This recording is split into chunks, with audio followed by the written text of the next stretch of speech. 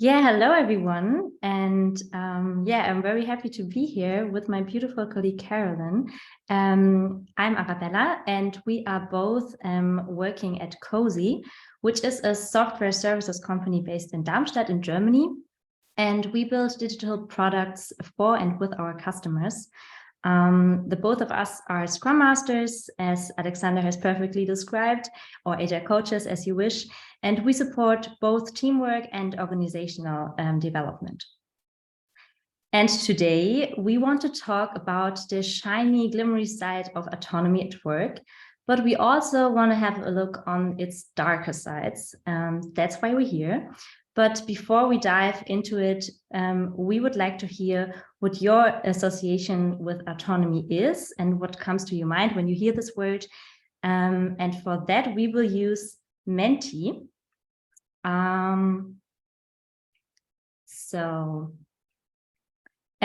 This is the website you can go to. So maybe just open a new tab or use your mobile device and just enter www.menti.com. And then you can use the code you can see here on the slide.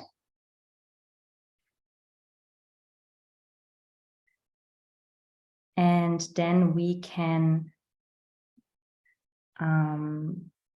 switch to Menti to see your results. So if you have any problem till now to go to the website, then please let us know.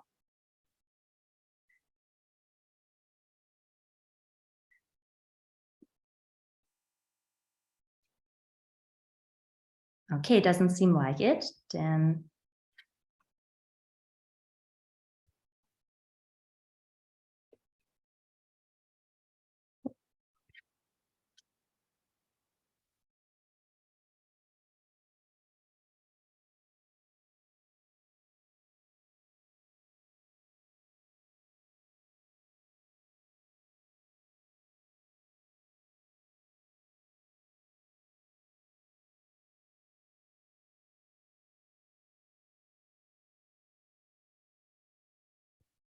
Okay, so we can already see some words coming in. I see independence. A lot of people say independence, empowering, responsibility, confidence, ideal. So very positive associations till now. Fulfill, worried as well. So a few critical voices already as well. Okay, but till now, keep this image in mind and this feeling we associate with it. I think this is something very important to have a sense of what autonomy actually is, to have a greater understanding of that.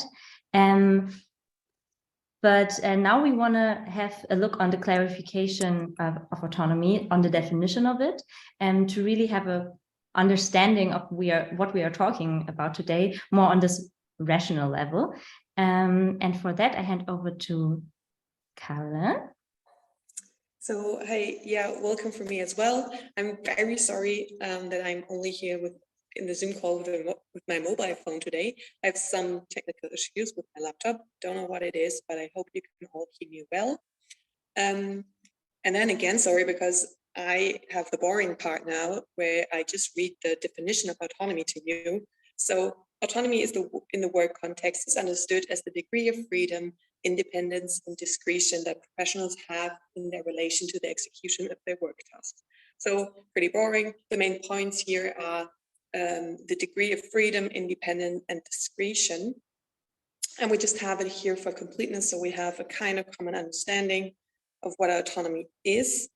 But for us, it's really more important the emotions that relate to it. And we already saw some very positive things. And for example, for me, autonomy has a lot to do with liberation or feeling of liberation, and also a very powerful feeling because I can do things. I can, it's a very powerful thing for me. And not only does it feel good to be autonomous, it is actually a fundamental psychological need for us, at least according to the self-determination theory. According to this theory, we as human beings have three basic psychological needs that predict our well-being and that we need to be a fulfilled human being. The first thing is belonging. So I think everybody can relate to that.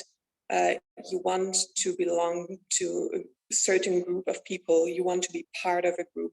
You want people to like you. You want to have loved ones close to you. This is something we really need to be fulfilled human beings. The second thing is competence. So we have an intrinsic need for development. Humans are curious. We want to understand things. We want to discover things. We want to know things. We want to be better, to improve ourselves. This is a very natural thing for us. And the last thing, the reason why we're here today, is autonomy. We want to feel in control of our own lives. We want to have a choice. We want to be free in our choices. And all of those three things, those things are driving us, and we need this to thrive. And because of this, and because the world is changing, it's no wonder that more and more companies change from an authoritarian organization to an innovative one. So like 20, 30 years ago, we had more conformist cultures in companies and low autonomy, where the leader just said, okay, this is the goal and do this so we can achieve it, and people did it. But this does not really fulfill this need for autonomy. Nowadays, we have more collaborative cultures and high autonomy, where the leader just says, okay, this is the goal, and find out on your own how to achieve it. And the reason for this change, although we always had this need, basic human need of autonomy in us, we always had this need, but what changed in the last few decades? And I think those are two things. First, now we have the prerequisites that this autonomy can be lived in this organizational context. We have well-educated people, and we have the availability of information through digitalization, through things like Google. If I don't have all the information I need to take a decision, to take an autonomous decision, I can just Google things and have the information in a few seconds. And the second thing that changed is the need. The world got more and more complex. Again, digitalization, globalization. We solved all the easy problems in the world, and now there are only the complex ones left that we have to solve. And so to do this, we need all the people's diverse ideas to do so. This is what Agile is about as well, right? And also our society changed with this. So we have many more individual lifestyles, and if companies want to be successful, if companies want to get employees, they have to adjust to this. They have to support hybrid working models. They have to support remote work. 9 to 5 is dead. We have to kind of keep up with this individual lifestyles that develop in our society. And it is good that we developed in this innovative organizations, that we have this autonomy in the workplace right now, because it comes with so many benefits. Arabella and I, we both studied psychology, and in our studies, we came across the topic of autonomy again and again, because in psychology is a pretty well-researched construct. And we brought you some of the research results with us today. Those are only a few. So the benefits of autonomy that are well-researched, for example, is that autonomy enhances engagement and motivation. So in the top left and the bottom right corner, we see that. Moreover, it gives people the possibility to express their values, ideas, and identity, which leads to a higher work satisfaction. Because this basic psychological need is fulfilled, we're more satisfied. And this again comes with better health, a higher performance, and more commitment to the company. Means indirectly, the more autonomous I am, the less likely I am to quit my job. Moreover, autonomy comes with an openness to new experiences. And this again leads to creativity and innovation, which are very important things that we need in this new complex world, that we need to solve all those complex problems that we have, or that we face right now. And last but not least, autonomy enhances proactive work behavior. And this again leads to more profitable organizations, higher customer satisfaction, and customer loyalty. But now we talked about how it feels to be autonomous. It's kind of very positive, or mainly positive feeling. We talked about the benefits. We talked about how we have the need and the prerequisites for this change, or to be autonomous in our current world. But what does it actually mean to be autonomous? And that's what we like to ask you again. What, like in your workplace, what does it mean to work autonomously? What does belong to autonomy at work? How do you feel you are autonomous? So please, again, go to Mentimeter and type in some answers so we can see. I think you have to switch to the next question. Yeah. Just give us some input. What autonomous work means for you and maybe your team. Is Menti working for everyone? Or any problems? Ah, there it comes. And not only feelings, but also, so where do you have, or where do you experience autonomy? Like, is it in choosing your tasks, or is it in choosing when you want to work? Or the goals I see, the collaboration.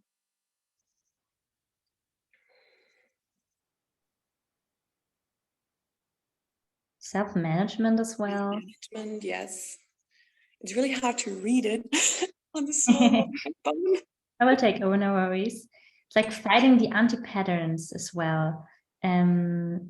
Accountability, listening, evaluation as well. Time management. Creative, I can see, trust, collaboration, a lot of autonomy and collaboration and creative work.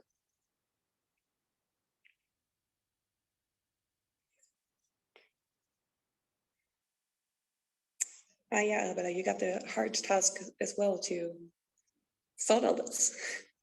Yeah, I think we now see already that there's quite a wide range of things that can be counted as part of autonomy. And when you concentrate more on like the task you have to take care of when you are autonomous, then you can actually divide this in a few sections. So I already saw some things like time management, that would be like the time aspect. Then self-management also as well, some kind of like the method you choose. And also decision-making I saw somewhere. And these are already the categories you can put autonomy in, actually. So the different facets, one could say. You can see them here. So we have one part is the scheduling autonomy, autonomy about when we do our work tasks, how we sequence them, and how much time we invest. And then we have the method autonomy, which means the choice that's about how we perform our tasks. So what methods and what approaches we use to fulfill the goal of our task. And then last but not least, we have decision-making autonomy. And this one is more about the content of our tasks. So independent decisions and what is relevant to do.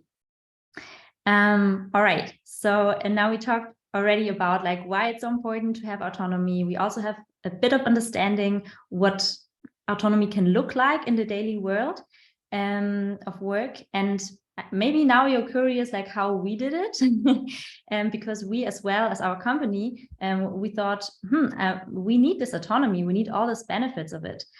So what can we actually implement? And this is what I want to show you now, the way that we live autonomy at Cozy and what we introduced to give employees more autonomy. And you can see here like a bit of a collection of what we did actually. So at Cozy, we can work from everywhere you want, which is practical when you want to work from holiday, for example. We also have trust-based, flexible working hours. This can be then adaptable to family life, part-time jobs, and going to uni. We also have decided that you on your own decide where your work is most valuable. So, for example, in which project you working or what task outside of your core job description you fulfill. For example, we have an internal infrastructure team, and people also have to prioritize there, like on what they focus and where they see the most value in. Then you can see on the right side our principle for hiring, or like the process behind that, which is the team hires, the team fires. So there is no HR person that decides at the end of the probation period if this person will be part of our company, but this decision is totally up to the team, because we want to give them this autonomy because they are the ones who in the end work with that person. We also have autonomy regarding education. So it's up to you to decide if a certificate or workshop is valuable for you and your role at the company. And then you also have to organize it. No one will do that for you. It's up to you to, go up and search for that. We also have the principle prioritize your work as a team. So you, for once, have to prioritize your work in the team. So which goals you focus as a team, and then also your individual work in the team. We are a software company, but we have no technology guidelines on which development language you decide. Yeah, that's up to you, and you decide for each use case together with your team, as well as the method that you use in your team. So you can freely choose the Agile method that fits to your team. Some teams, for example, don't even use Agile methods because it's just not working for their setup. It's not fitting. So those are the things that we do to give employees autonomy, and these, are the things that we implemented there. And now I want to show you what we as Scrum Masters there saw are the positive effects of that. We had quite some few actually. So we observed that decisions are taken much faster, as you don't have to wait for management approval and other stuff. Also, we recognize that our people are more creative and innovative as they think outside the box and outside of their maybe usual tasks they are given. And this also gives them the sense of ownership and identification with the product. So that creates an intrinsic motivation, not only to work to make the customer happy, but because they want to create a great product. So they really have this motivation to get there, not just for external reasons, but just for themselves, because it's part of them, because they choose it and took decisions out of them, out their own. And then when they achieve this, this goal they are setting for, by autonomous work and out of their own strength, it actually enhances as well self-efficiency, which is quite an important construct in psychology as well. So this pride that you can achieve something out of your own force and that you have the power to change. And this obviously makes them more engaged in the work as well, and the whole company can profit from that. In terms of work-life balance, people seem to be quite happy to combine work and private life, as it makes many things easier, like taking the kids to school or including doctor's appointments.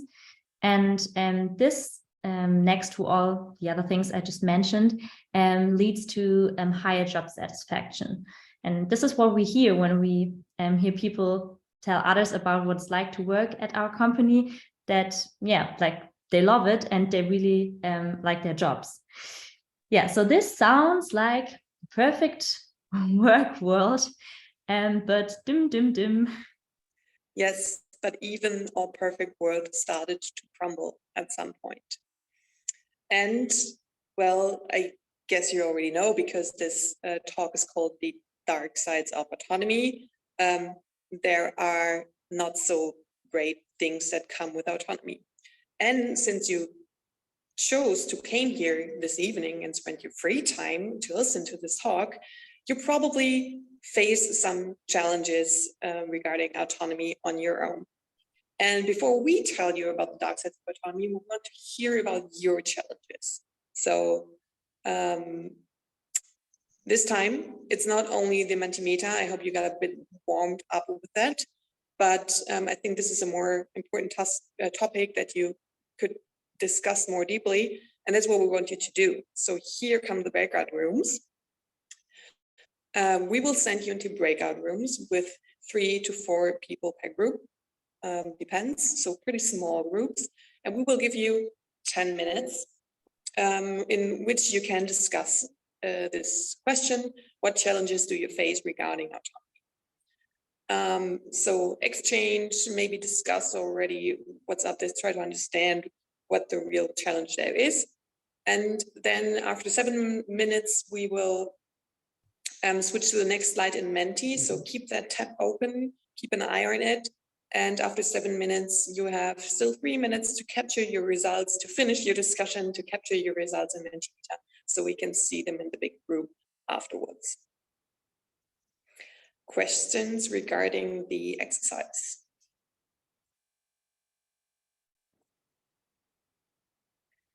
And people leave because they have to work now.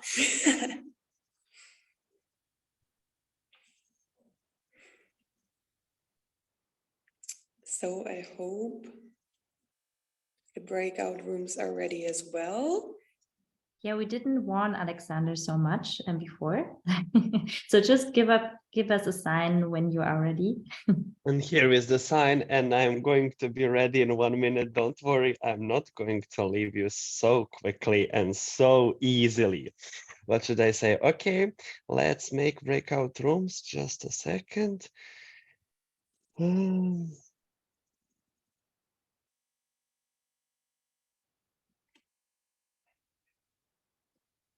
I think it's going to be like that.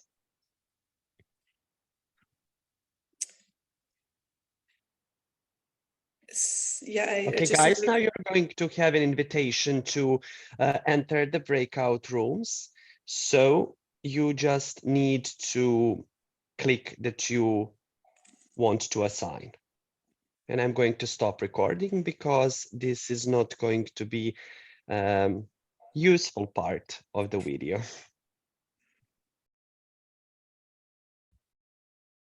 All right, Okay, welcome back, everyone. Yeah, welcome back. You still need to enter. We see one enter at least. Please again go to Menti and type in a quick response to the question after you discussed it now.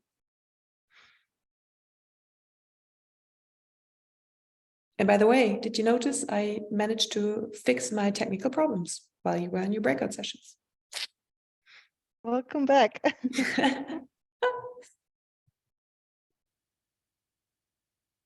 Happy to see you in this format as well. Yeah. All the different perspectives. Me too. It really stressed me out.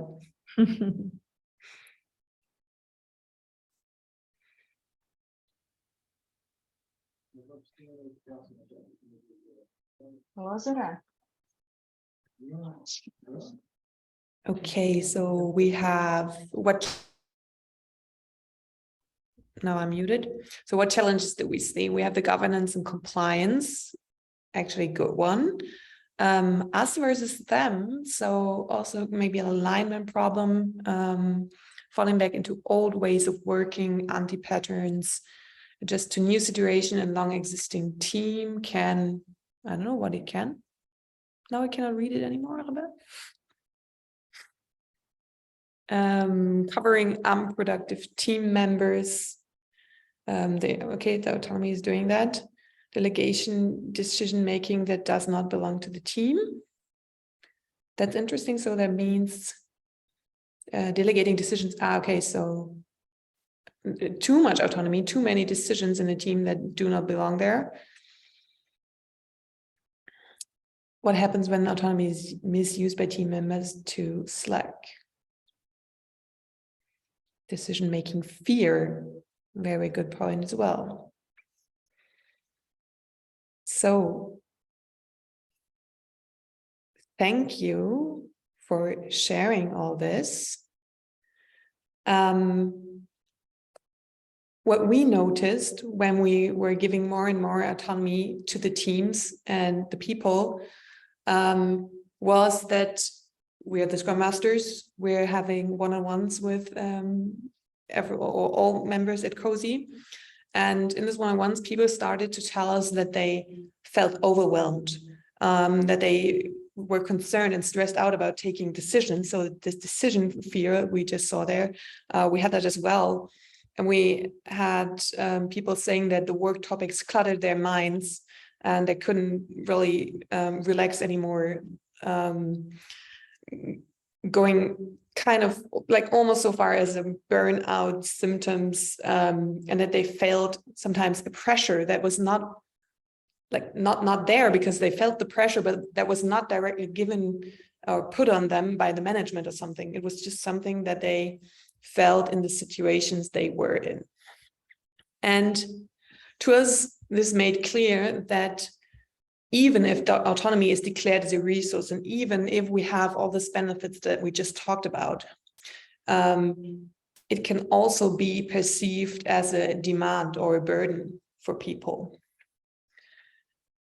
And this effect certainly has a name. Well, we don't really have a fancy name for us. It's what we call it is too much of a good thing can be bad. So it's more like not really a name, but this is what it is. Too much autonomy can also lead to this not so welcomed effects that we saw in our company as well.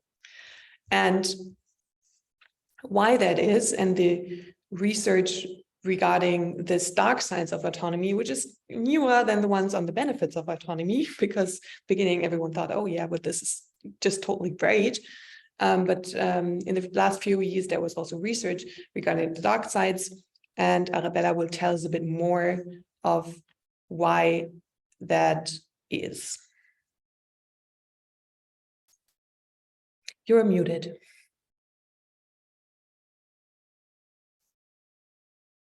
Thanks for that. So let's have a look on the current state of research and the references and explanation that we have so far. Yeah, we already mentioned the complex work environment we have with autonomy. So there's a lot of stuff that we have to handle at the same time. We have to handle company objectives. We have to handle team backlog, meetings on the side of that, incidents. And on top of that, keeping in mind the business targets, for example, or come up with new ideas and working on internal topics. All of this at once, and handling all of this complexity also comes with a lot of responsibility. And this understandably can lead to stress and overwhelm, as you can see here. And especially if it is accompanied by high workload, so a lot of stuff to do, and a lack of support, so feeling alone with all of this complexity, responsibilities, and the task that you are having. We also said autonomy gives you the freedom to explore stuff outside your job description. But having all these options can also be confusing. So you might wonder, when am I good enough? Like when is it sufficient what I'm doing? When am I done with my role and my responsibilities? When can I feel successful?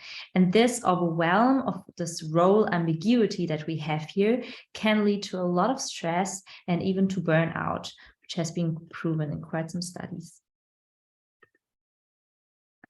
Also nowadays, our work and our private lives are not so separate anymore, so not on the other side of the room.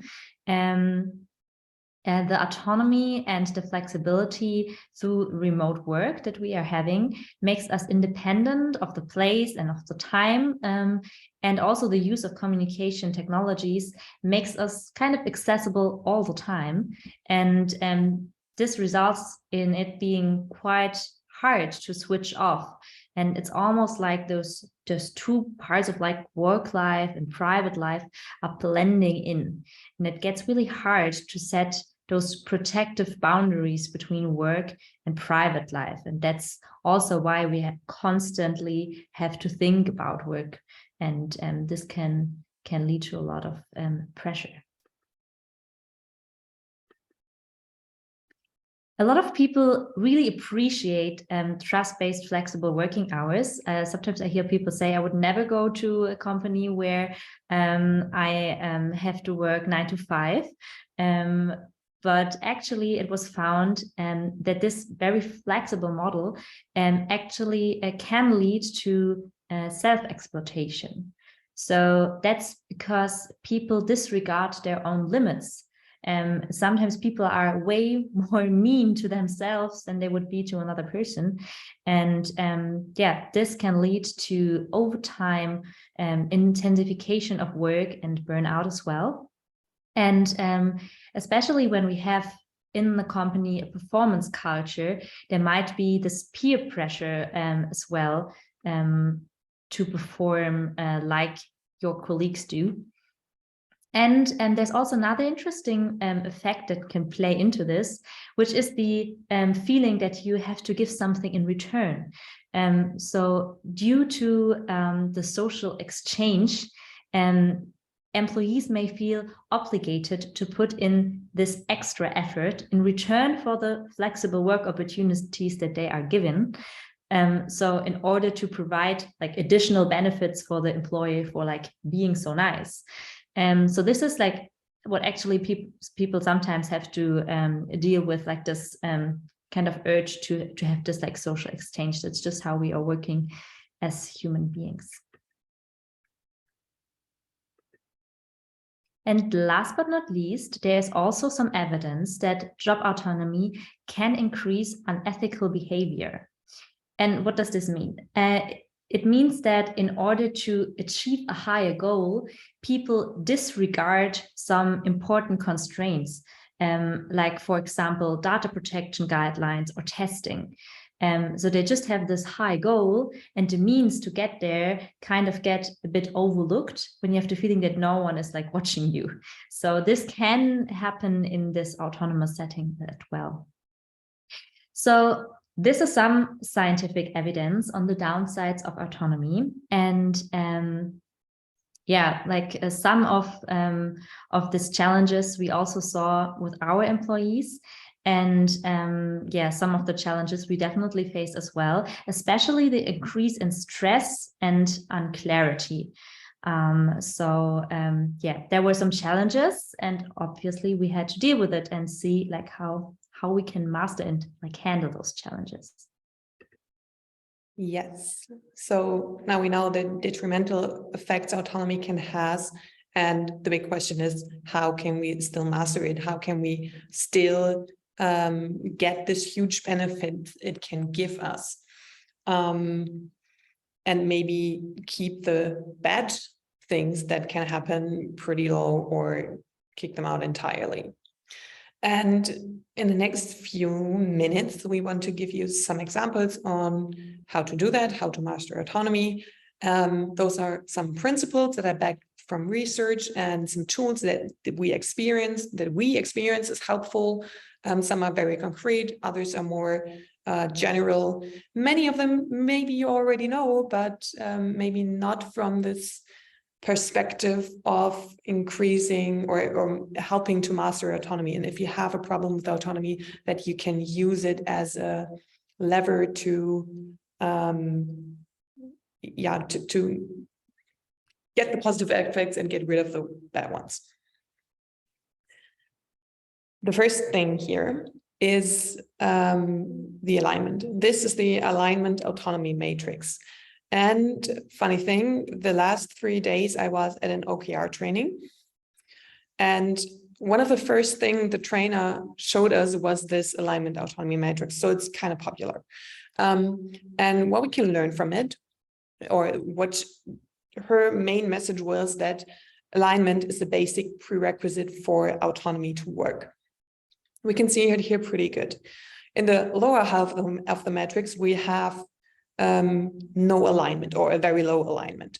And even if we have autonomy, if we not have autonomy, the organization does not really work, because we're not working towards a common goal. Either if there's low autonomy, people are, I don't know what they're doing. They cannot really do anything, but they don't know, they get no directions on what to do. So they actually do nothing, kind of. If there's high autonomy, then people maybe love what they are doing and work on what is interesting to them, but it does not really serve a higher purpose for the organization. So the organization will fail. So what we definitely need is some kind of alignment. And then we have the two things we already saw in a few slides before: the authoritative organization, where the leader just says, okay, do this, and then people do it. So very low autonomy, but as an organization, it's totally fine because we can achieve our goals. And that's how organizations worked for a very long time, and it worked. And then again, I already told you, world's changing. And now we have this possibility to have the high autonomy.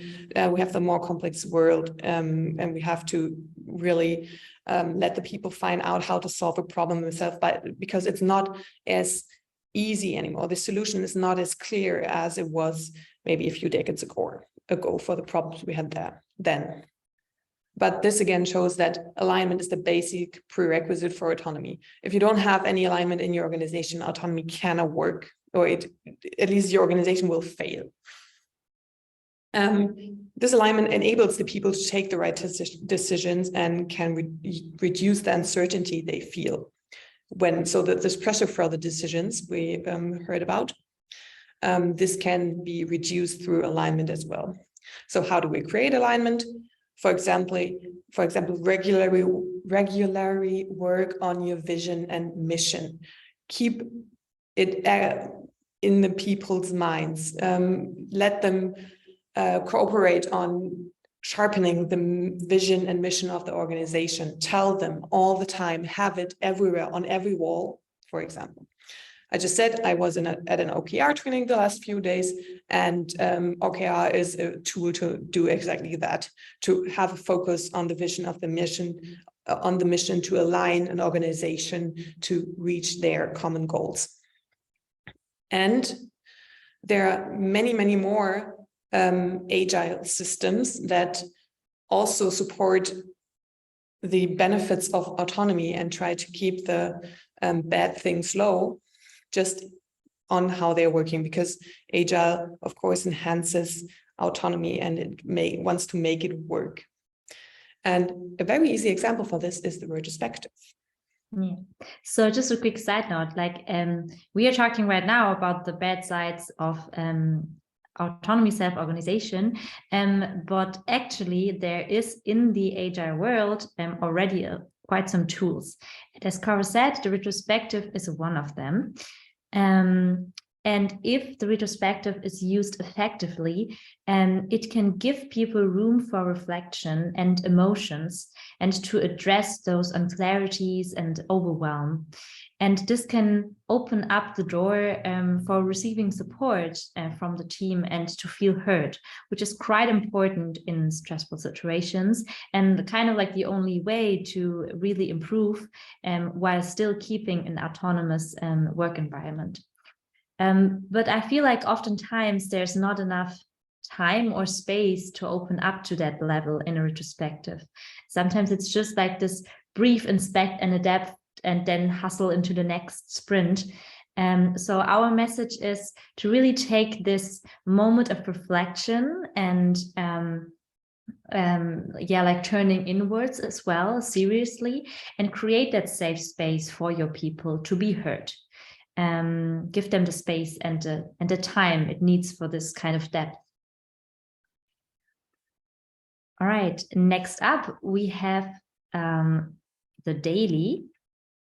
And this is like a perfect constant channel for communication and support to address the need for support or adaptation early on. So easy to do, easy to implement.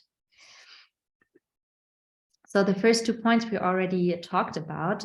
We also have the iterative planning approach, which helps us repeatedly setting and evaluating short-term goals. And this is important because it gives information to set priorities as a team and as an individual. It reduces the complexity that we have because we align and we focus on one specific goal for a certain time frame. And what we can do to make this even greater is to have a clear focus on the sprint goal, create alignment, give orientation. And also what's pretty nice, it gives us a feeling of when we are successful and also when we are done, when it is all right to quit and say, okay, job done. I autonomously got here and I'm now free to let it be. So our advice, like really keep this sprint goal present. You can do is like ask for it daily in the daily and really keep it in the people's mind and make sure everyone understands what it means and what it takes to get there and where we actually are. Because sometimes it's just like hanging somewhere on the board and no one does really know about it. Also a VIP limit, so limited tickets in the progress section. It might be helpful, and like also doing small tickets, it helps people to focus and give them a sense of achievement. So that's something you can implement as well here. Oh, that also we try to implement. And something that also Agile tells us is short ways to users and stakeholders. And this is quite crucial because it enables information to get information and also in short time, and really to take informed decisions that is in contact and adapted to the needs of the customers and the right information that we have to have for that. We talked about role ambiguity and that it can lead to a lot of downsides of autonomy and stress and burnout. So in order to address this, it is very important to define clear responsibilities. That's something that we also try to do in our company. And this role clarification is very important. And also the separation helps to really say, this is this role, we have this responsibilities for that, and then there's the other role where I don't have to primarily focus on. So what we do is to make sure that the product owner and the Scrum Master is always set for a team. And yeah, that's something that also must be lived in this way, I think, the separation, to really get the benefits from it. And this way you can take some burden away from the developers, because they don't have to primarily focus on like setting the vision or how we as a team can improve, and to keep that in mind constantly. We try also to reflect regularly on our roles. So the Scrum Master role, product owner role, and we also try to do that for the developers as well. And I have one example for you here, like how we as Scrum, like we did that for the Scrum Master role. So this is our Scrum Master wheel, and we had defined different sections altogether, like what we perceive as the pillar stones of Scrum Master role at our company, and which of them we want to focus on most. And this gives us as a role orientation, alignment, and it is something that we can constantly evaluate and also can adapt if we need, because it can be like a dynamic thing. It doesn't have to be fixed, but has to suit our current state. Yes. Another thing you can use to master autonomy is to set boundaries and to ensure alignment, and by that reduce the complexity of decisions. We had this pressure of taking decisions, and of course we want the people to take the decisions on their own. We want the people to have the power to do that, but we want to make it as easy as possible for them in to reduce this complexity and to make it less stressful. How can you do that? For example, at Cozy, we have rules for technology decisions. You can go to the next slide. Thanks. Or the developers are totally free in the decision which technology they really want to use. They just have some rules for how to decide on that. For example, if you want to try out a new technology in a project, then you have to find at least 2 other people that are willing to say, okay, if something breaks in that code, I'm willing to support it and read into that new technology or just learn it together with you. This is like one of the rules where we try to keep the alignment, but not interfere with interfere in the decision of the technology themselves, because we have no idea. I don't know which technology decision would be good. That's their thing. We just set some basic rules to take the decision. Similar thing, quality standards, that's just built in or in the dev community we have in our company. And we try to make them explicit so everybody at least knows about it. And yeah, I think there's still some inexplicit knowledge, some common knowledge that is just a standard.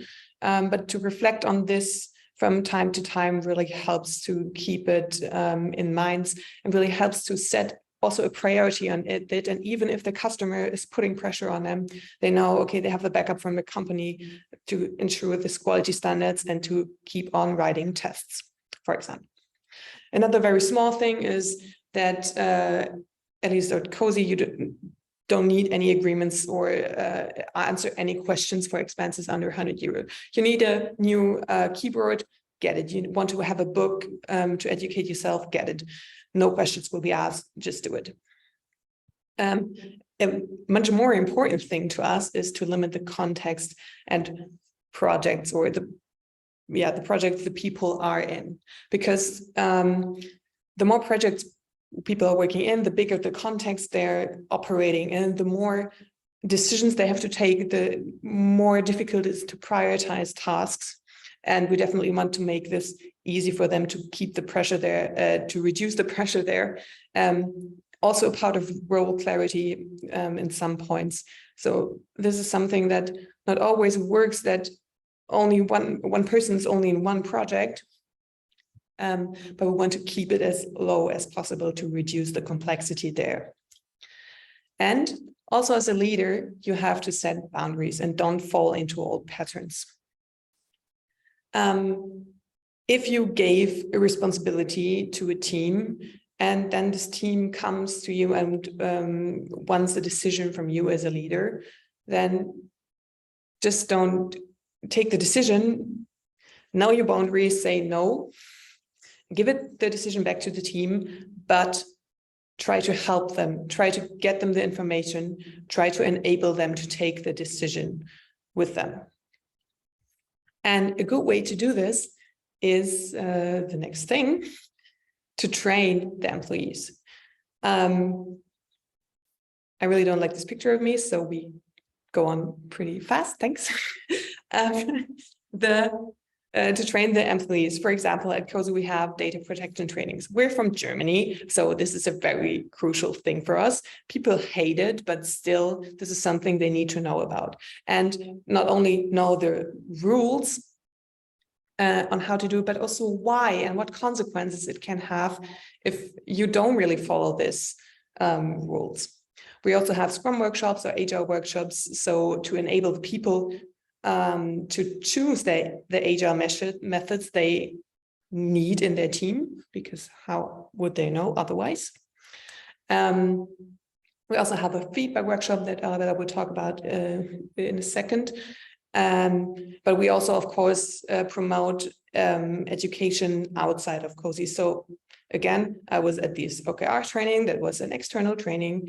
I will go back into the company tomorrow and tell them how great it was. And yeah, just to inspire people to also care for the education, also in then other contexts as well.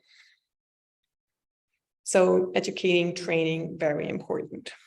Something very similar to training is information sharing inside of COSI. This is a picture of all hand meetings that we have twice a week. So twice a week, all of the COSI employees come together and talk about anything that changed in the organization, anything that is interesting for other people. We share things like our financial status or financial reports, not every twice a week, but every 3 months. And yeah, this is just the transparency. The information is available to everybody, so they can take good decisions. So it's easier for them to think about the priorities and to take the right decisions. So it's we have the alignment that we can work as autonomous people. This is the COSI-wide information, but of course we need some more concrete knowledge transfer. Example, with the developers and this, for example, share of coding standards. For that, pair programming is a really essential tool for us. So 2 devs sitting together in front of one PC, or in remote cases, we do it differently, doesn't matter. But pair programming, very important thing for us to share knowledge, to share or make implicit knowledge visible as well, to share this code or generate this coding standards together. So really very, very important thing to us. In addition to pair programming, we also have community of practice, COPs. This is where people meet up with their peers. For example, with all the Scrum Masters, we have a community of practice. We meet every week and we exchange about recent technologies and methods that we found out about, discuss problems that we have right now, and yeah, help each other to deal with maybe complexity and decisions that we have to take, but also have this knowledge transfer. And the last thing that you can draw knowledge from, of course, are again external things like conferences, but we also have 2 in-house meetups, the Tech Talks and the Scrumtisch, which Scrumtisch is a pun in German. That is an Agile meetup, just like this one, where we want to share knowledge with the community, draw, of course, knowledge from a community as well. And yeah, this is very important to us. So we have 2 meetups that we organize ourselves. And of course, living all this transparency needs a very open culture. And this open culture is, I feel like I'm saying that many things are important to us, but it is very important to us. And Arabella will tell you why. Yeah, it really is like the foundation of everything we talked about, and like to make it possible. So this is like just an example picture, but like what we want to tell you is like it's very crucial to have this culture of support and to celebrate good work, but also make sure that you allow mistakes. So create an environment where people have the feeling that they can be themselves, and that even when they do mistakes, like when they use their autonomy to take decisions, to go certain steps, that even if they do mistakes there, then they have the rest of the company behind their back. So this feeling of psychological safety and support is like the foundation. If you don't have that, you're not safe to use autonomy. And now we talked a lot about the external factors. So what you can like kind of manipulate around people to make them use autonomy properly. But there's also the personality part. So there are certain people that have a very strong need for autonomy, but people differ in this trait. So there are other people that think maybe it's not that important to them. So that's something you can access. There are also questionnaires for that, but we would recommend to really get to know people when they apply for a job, and get to know their motivation and see if they have this thrive for autonomy, and if you feel like they can fulfill an autonomous role, or at least are willing to learn that and to open up to that. And yeah, so this is something very individual, and there's another way we work on the individual level, on the ability of people to fulfill the use of autonomy as a resource. So to have this like growth mindset, that you can really get there. You have the strength in yourself to develop to a position where you can see autonomy as a resource and know how to use it. So we want to increase the ability in people. And one way we do that is through our one-on-ones. That's a room where people for 30 minutes up to 1 hour can, with a Scrum Master, a trained systemic coach, talk about their individual concerns, and we can help them work on their resilience, and we can even have a questionnaire on resilience and then talk about it. We provide coaching about how we can help them strengthen their self-responsibility and how they can pay attention to their own needs. So we really want to develop this ability to use autonomy as a resource and not see it anymore as a burden.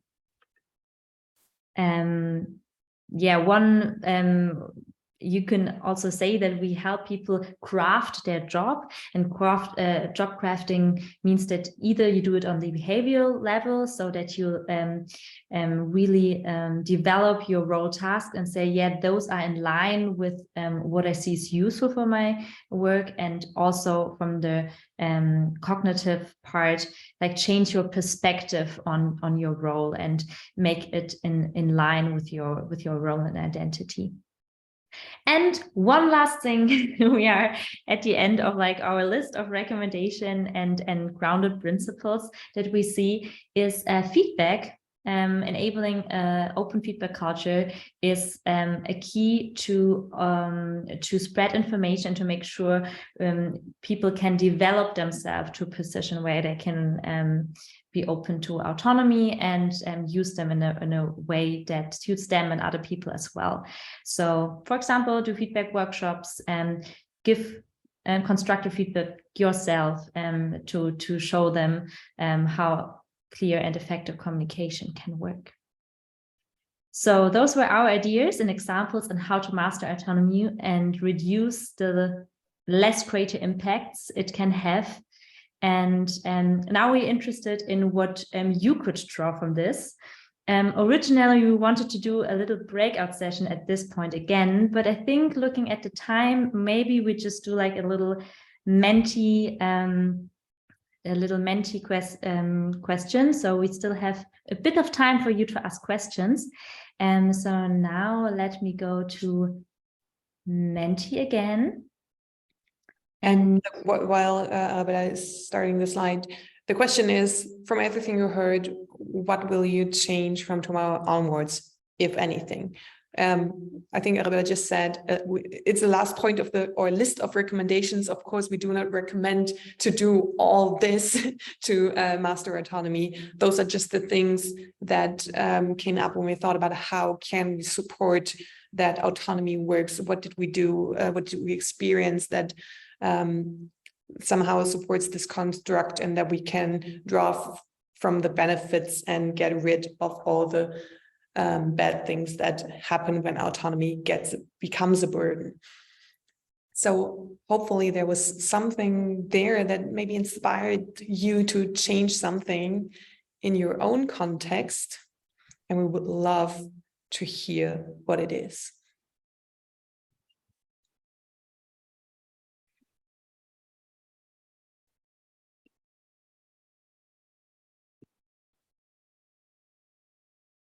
Bursting any boundaries.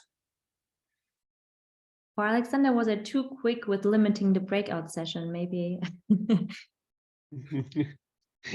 Yeah, I would say so. I mean, if you say we still have the time, we can also give people the opportunity, but otherwise we can also do this in the bigger group. Yeah, they need some time to think. It was a lot at once, I think. Yes. But luckily we have the recording, so you can have a look at it again. That's right.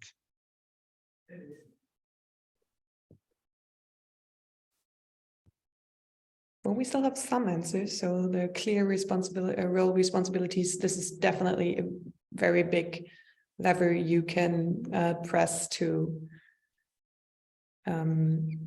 create something good.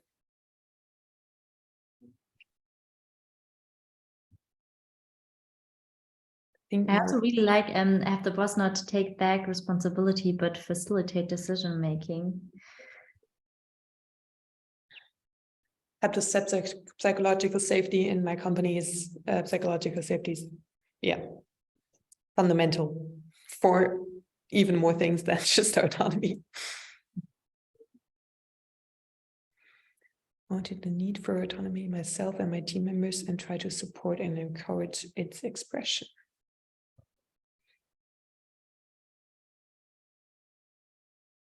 Yeah, this role clarity thing, you like the example, it really helps to sharpen your role in your head and to have something you can look at again, something you share, you agree on with your peers as well.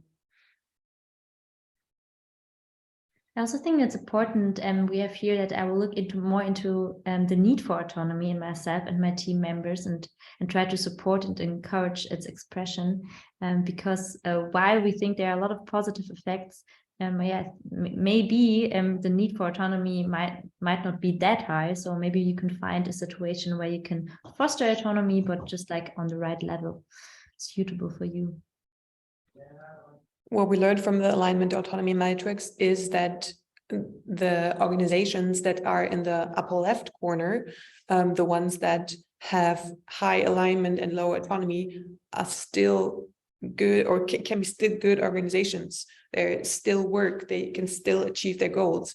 If they're more in a complicated area regarding to a Cynefin model, and not so much in a complex problem area, then this kind of organization totally works fine. And people with a low need for autonomy are totally well fit there.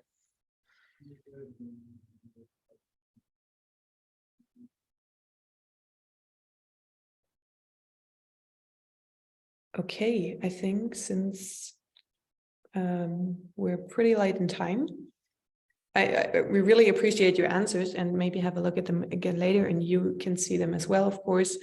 Discuss the anti-patterns with the team so they can understand it. I really love that. So not only take what you learned and try to implement it, but also just, again, share the knowledge with people and discuss it and see what works for us. Very good thing, very good answer.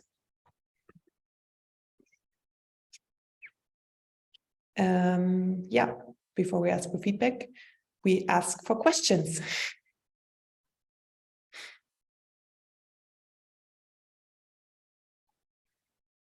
Are there any questions? Feel free to speak up or write it into the chat. Yeah, we are curious now, like what's going on in your head. Yeah, so be free to ask any questions because we are close to the end. So use the opportunity to ask any question to Arabella or to Carolin. So feel free to do that. So I've got a quick question if I can. My name is Mohammed. So thanks for the lovely presentation and insights you've shared. I'm very curious on your hiring and firing within the team and how you were able to navigate towards that that outcome. Would you share a little bit more? Of course, it's not a complicated process, but I think I had to tell a lot about it. I could say, okay, you can read more about it on a website, but it's only in German. I don't know if that helps. Maybe Google Translate can do the job.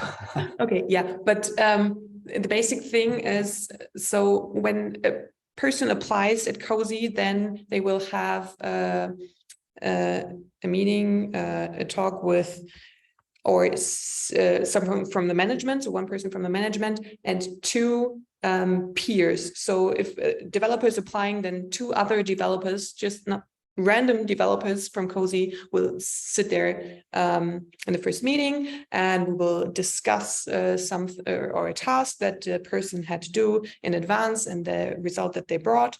And yeah, so we have 3 people from Cozy, 1 from management, 2 peers, and those 3 people then in the end decide if we give that person a chance and hire it. And it's an equal decision there. So any of the 3 people can has a vote, and if any of them says no, then this person is out. And then in the first 6 months, this person has to prove his or himself, kind of, and in this time the team has the ability or has the possibility to say, okay, no, that this is, it's not a match.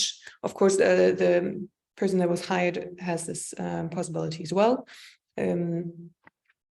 Yeah, but then the decision totally lies with the team. Like management is like totally out there, and only the team, the person is working in, and the peers decide about whether it's a good match and this person will stay at Cozy or not. And we as Scrum Masters facilitate this process, so they're not left alone with it. So we always are sparring partner for this. We ask the questions, we force the decision in the end, because for people, it's hard to say, okay, no, it does not fit, because mainly people are very, very nice and we like them, but still, if it's not a fit, then it's really hard decision to say, I'm sorry, but no. And we really have to force this decision sometimes if we hear a lot of complaining, like this person is really nice, but yeah, so it's a bigger thing. We could talk about this. We could have a whole presentation about this as well.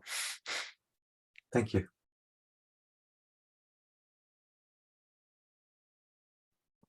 Are there any more questions?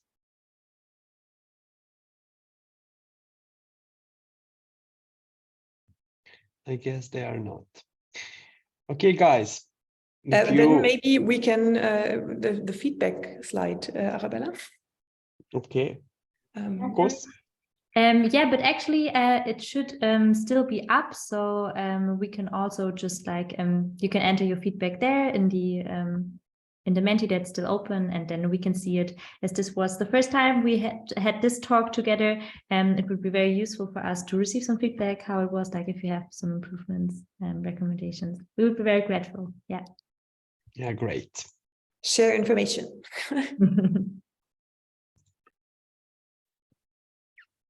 And then please, Alexander. Okay. You wanted to say something?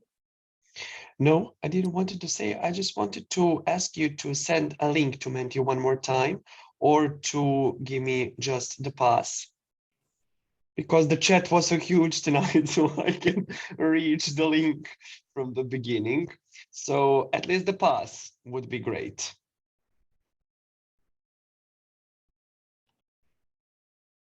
Just a second.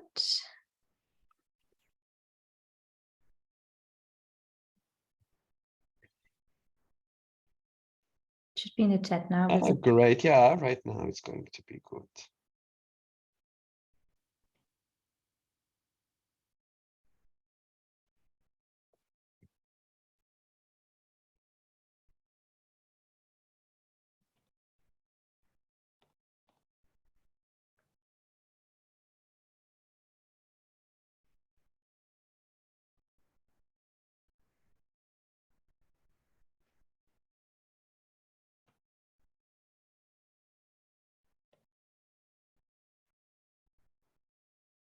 I mean, if we are still here, then I can also share your feedback.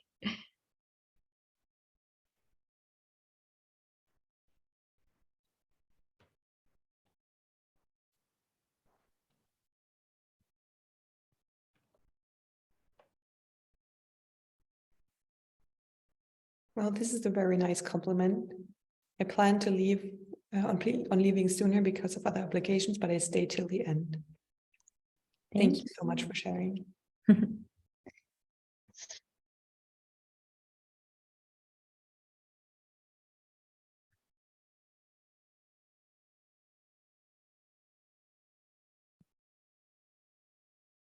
Or someone even try some German for us. Thank you.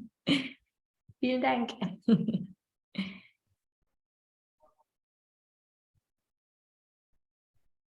Okay, then please finish your feedback. We will definitely read it in the end. And other than that, it was a pleasure for us to be here. I think for me, at least, it was the first international meetup. So thank you very much. And it was great to have you as an audience. Yeah, definitely. Carolin and Arabella, thank you so much for your time. We really appreciate the opportunity to hear something new. It was very inspiring. Well, that's kind of common phrase, I would say, very inspiring, but it was very useful. We do our best to have our meetup sessions useful. That's something we actually want to have after the session ends, and this is a very useful topic.